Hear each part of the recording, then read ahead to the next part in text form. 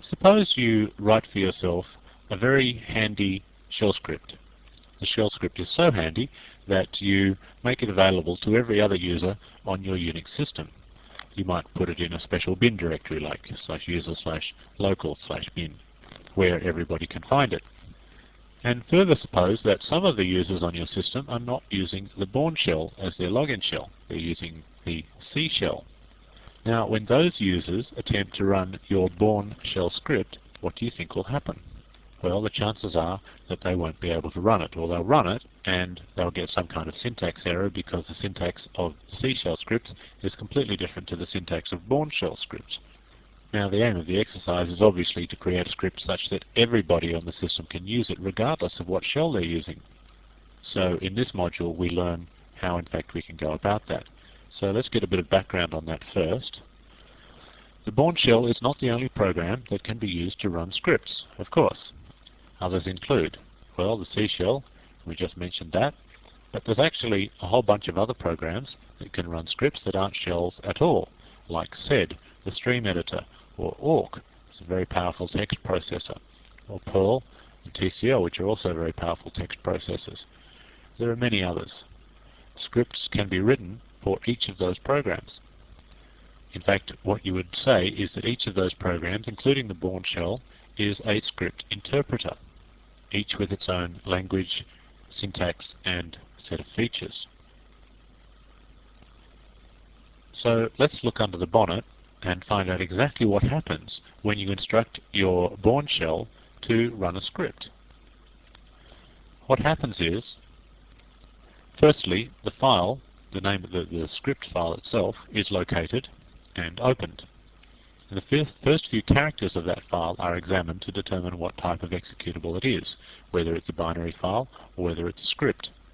Now, if it is a script, and no interpreter is specified in the script itself, and we'll look in a moment exactly what that means, then the shell, the Bourne shell that you're running, attempts to interpret and run that script.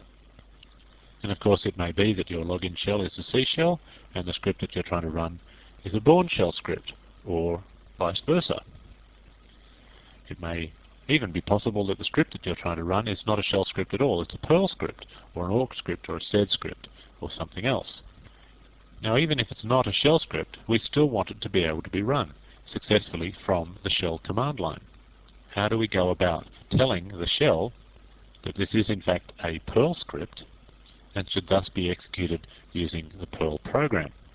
Now, the answer is not putting an extension on the end of the file name, like a .pl extension, or if it was an awk script, putting a .awk on the end of the script name. Unix, as you may recall, does not support file types via extensions. That is solely a Windows province. So there has to be another way. And the other way is this. The script interpreter can be specified on the first line of the script in the following manner.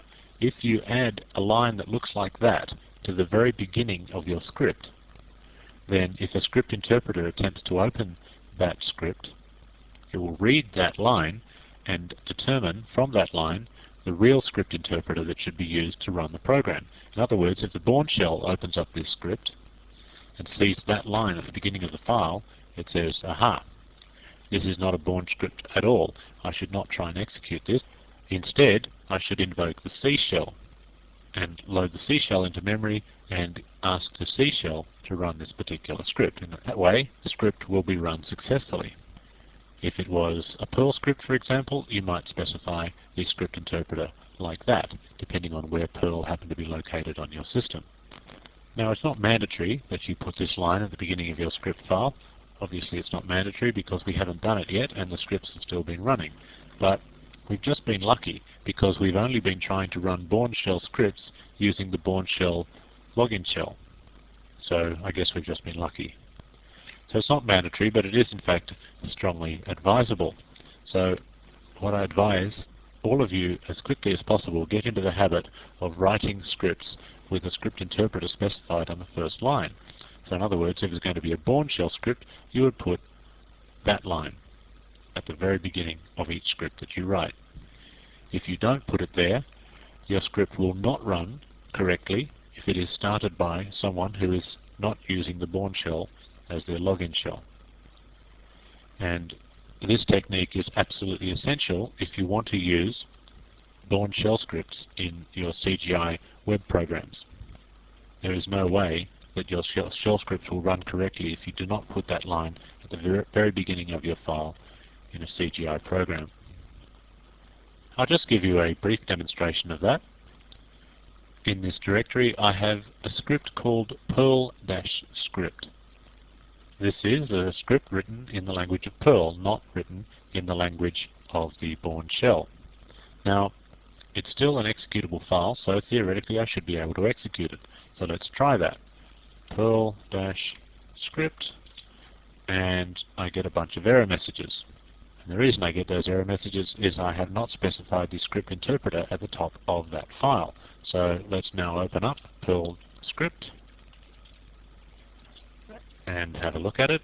It doesn't really matter what's in it, but what I want to do is determine the script interpreter. Now, to do that, I need to find out where is Perl on this system. So I do that by using the type command, type Perl. That will tell me the path where Perl can be found, and it's in /user/local/bin/Perl. Okay, fair enough. So at the beginning of this file, I put /user/bin/Perl, and write that and save that and quit. And now again I run Perl-script, and this time it prints correctly. I get no error messages, I just get a bunch of HTML code, which theoretically should have been submitted to a browser. Whether or not it should have been submitted to a browser, the point is the script worked.